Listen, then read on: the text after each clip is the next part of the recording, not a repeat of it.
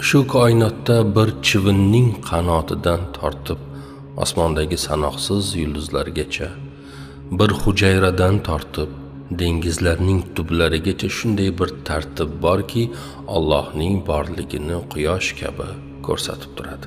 Tartib faqat bir qo'l orqali saqlanishi mumkin. Agar bir necha qo'l bir ishga kirishsa, tartib buziladi. Bir davlatda ikkita podshoh bo'lmaydi. Agar ikkita podshoh bo'lsa, u davlatda tartib bo'lmaydi. Madomiki bu olamda tartib intizom bor ekan, bu tartibni saqlab turuvchi zot Alloh ham bordir va u bittadir. Qur'oni Karimning ushbu oyati ham bu haqiqatni asoslaydi. U Allohki 7 qavat osmonni yaratdi. Rahmonning yaratgan hech bir narsasida betartiblikni